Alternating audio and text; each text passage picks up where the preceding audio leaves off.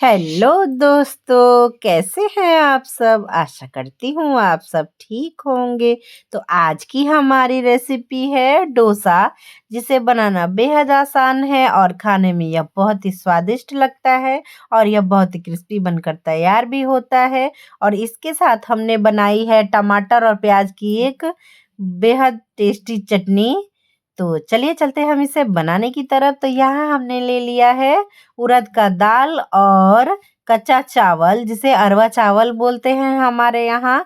और यह चावल हमने एक कटोरी से माप कर लिया है। तो 3 कटोरी हमने अरवा चावल लिया है और 1 कटोरी हमने लिया है उड़द का दाल।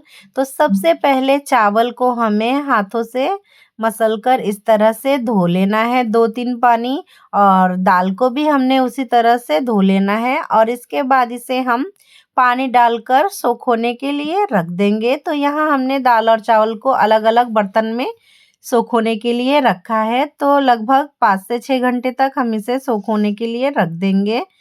तो ढककर इसे हमने रख दिया है सोख होने के लिए। और अब हम इसे चेक करते हैं। तो 4-5 घंटे हो गए हैं। चावल और दाल दोनों ही हमारे अच्छी तरह से भीग गए हैं। अब हम इन्हें पीस लेंगे।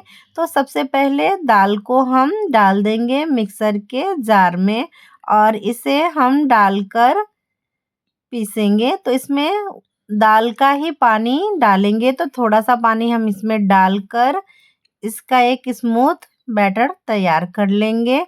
तो इसे हमें पीस कर निकाल लेना है एक बर्तन में। और उसके बाद हम उसी मिक्सर की जार में चावल को पीसेंगे। तो 2 से 3 बार में हमने सारे चावल को पीस लेना है। तो ऐसे थोड़ा-थोड़ा पानी डालकर चावल को हमें एक स्मूथ पीस कर तैयार करना है। तो चावल और दाल दोनों को एक साथ हमें डाल देना है। तो जिस बर्तन में हमने दाल पीस कर रखा था उसी बर्तन में हमें चावलों को भी पीस कर डाल देना है और बहुत ज़्यादा पानी हमें नहीं डालना है। और इस तरह से हाथों से हमें थोड़ी देर के लिए मिलाकर इसे ढककर रख रख देना है, क्योंकि अभी थोड़ी ठंडी आ गई है। तो जहाँ धूप आती रहेगी वहाँ हमें इसे ढककर रख देना है। और लगभग 7 से 8 घंटों के बाद यह अच्छी तरह से फर्मेंट हो जाएंगे। तो आप सब देख सकते हैं हमारा जो बैटर है वो बहुत ही अच्छी तरह से फर्मेंट हो गया है। और फर्मेंट खाना हमारे सेहत के लिए अच्छा होता है। तो सप्ताह में 1 बार हमें इस तरह के खानों को अपने डाइट में ज़रूर शामिल करना चाहिए। तो यहाँ पर स्वादानुसार नमक हम डाल देंगे और बैटर को हम चलाएँगे। तो यहाँ बैटर हमारा ज़्यादा गाढ़ा लग रहा है, तो यहाँ आधा कप जितना पानी और डालकर इसे अच्छी तरह से मिला लेंगे और मिलाकर इसे हम ढककर रख दे रहे हैं। अब हम यहाँ तैयारी करेंगे चटनी के लिए। तो यहाँ चटनी के लिए हमने तैयार किया है, 2 टमाटरों को कट किया है, थोड़ी-सी इमली के टुकड़े लिए हैं हमने, 1 छोटे प्याज को हमने रफली कट किया है, आधा चम्मच जीरा, थोड़े से कड़ी पत्ते, 4-5 लहसुन के जवे और 4 हरी मिर्च तीखे के लिए, और हमने लिया है सूखी लाल मिर्च। तो ये कश्मीरी मिर्च है। आप इसकी जगह कश्मीरी पाउडर का भी इस्तेमाल कर सकते हैं। उड़द की दाल और चने की दाल हमने यहाँ ले ली है चटनी बनाने के लिए। और कढ़ाई को गरम करके हम इसमें ऑयल डाल देंगे 1 बड़ा चम्मच, और उसमें हम डाल देंगे उड़द की दाल और चने की दाल। उसके बाद हम जीरे को डाल देंगे और जीरे के तड़कते ही हम यहाँ पर कड़ी पत्ते, हरे मिर्च और लहसुन और जो हमने सूखी लाल मिर्च रखी है उन सबको हम यहाँ पर डालकर मीडियम फ्लेम पर भुनेंगे। और जैसे ही हमारे चने की दाल और वो सब रोस्ट हो जाएंगे तो यहाँ पर हम प्याज को डाल देंगे और प्याज को डालकर हम अच्छी तरह से चलाते हुए मीडियम फ्लेम पर इन सब को भुनेंगे। और जैसे ही प्याज हमारा थोड़ा लाल हो जाएगा तो यहाँ पर टमाटरों को हम डाल देंगे और उसी के साथ हम यहाँ पर डाल देंगे स्वादानुसार नमक। और नमक डालकर हम अच्छी तरह से मिला देंगे। तो टमाटर डालने के बाद तुरंत ही आप नमक डालेंगे तो वो बहुत ही अच्छी तरह से गल जाते हैं।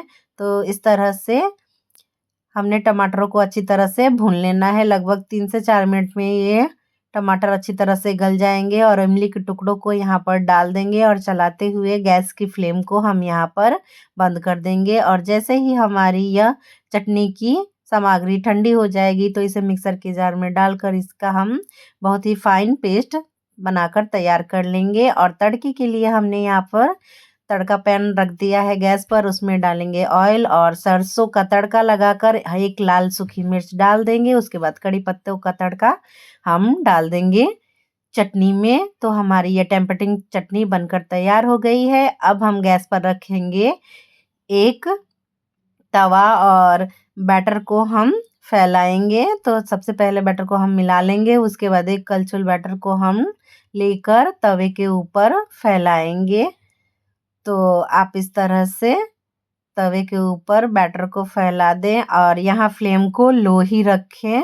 उसके बाद हम फ्लेम को मीडियम करके डोसे को बनाएंगे और उसके बाद इसके ऊपर हम थोड़ा सा ऑयल स्प्रेड कर देंगे और करछी की मदद से हम इसे छुड़ा लेंगे तो यह तुरंत ही निकल जाते हैं। और उसके बाद हम इन्हें पलट देंगे और पलट कर थोड़ी देर के लिए सेक लेंगे। तो बहुत ज़्यादा देर तक हमें पलट कर नहीं सेकना है। आप चाहे तो बस एक तरफ से भी डोसे को बना सकते हैं। फिर से यहाँ फ्लेम को लो कर देंगे और थोड़ा सा पानी का छींटा डालकर यहाँ टिश्यू पेपर से हम तवे को अच्छी तरह से पोंछ लेंगे और उसके बाद बैटर को डाल देंगे। तो बैटर को डालकर हमें कलछुल से इस तरह से एक ही डायरेक्शन में घुमाना है। तो बहुत ही अच्छा हमारा डोसा तवे पर फैल जाएगा।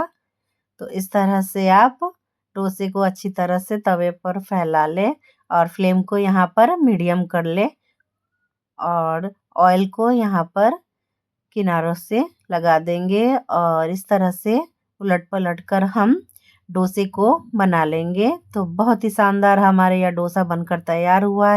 तो आपको हमारी ये रेसिपी अच्छी लगी हो तो हमारे वीडियो को लाइक करें, चैनल को सब्सक्राइब करें, बेल आइकन दबाना ना भूलें और बहुत मात्रा में हमारे इस वीडियो को शेयर ज़रूर करें। तो बहुत ही क्रिस्पी हमारे ये डोसा आपको मैं तोड़ के दिखाती हूँ।